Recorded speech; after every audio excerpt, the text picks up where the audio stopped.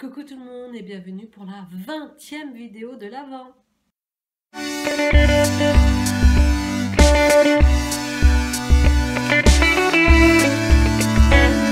Pourquoi ne faut-il pas sauter de repas? Pour plusieurs raisons. Déjà, si on saute les repas, on va favoriser les craquages alimentaires. Oui. Oui, parce qu'on va se retrouver à la fin de la journée où on va avoir faim. Et quand on a faim, eh bien, on craque. Ah oui, on n'a plus cette volonté de dire oui, je vais tenir. Non, à force, on va craquer. Non, mais oh. Donc, et on craque sur quoi? En général, c'est pas sur les carottes. Et non, ça va être tout ce qui est sucré, tout ce qui est gras. Donc voilà. Et donc, du coup, qu'est-ce que va faire le corps? Parce qu'il voit qu'on saute les repas. Eh bien, il va pas être content, le corps.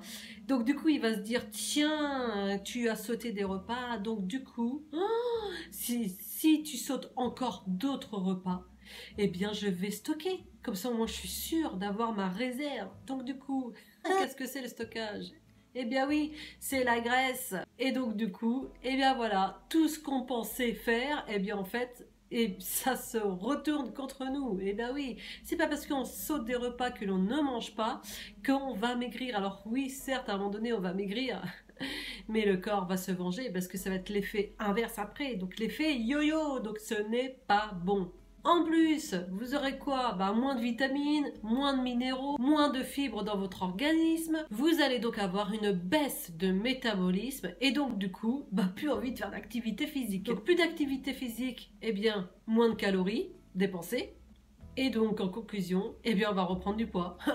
En plus, donc comme on va reprendre du poids, va arriver l'anxiété, le stress, et oui, à cause de toute cette fluctuation de glycémie. Et donc après, vous risquez d'avoir des problèmes de santé à cause de tout ça, de cette malnutrition, et du coup en plus de faire peut-être des crises de boulimie, oui, parce que vous allez avoir faim et donc du coup vous allez manger n'importe quoi et au plus vite possible et après eh bien vous allez culpabiliser, donc vous allez sauter des repas et donc du coup voilà, ça fait un cercle vicieux et on ne s'en sort pas. Alors stop, on arrête ce cercle vicieux et on prend un cercle vertueux. Et oui, alors comment reprendre ce cercle vertueux et enlever ce cercle vicieux?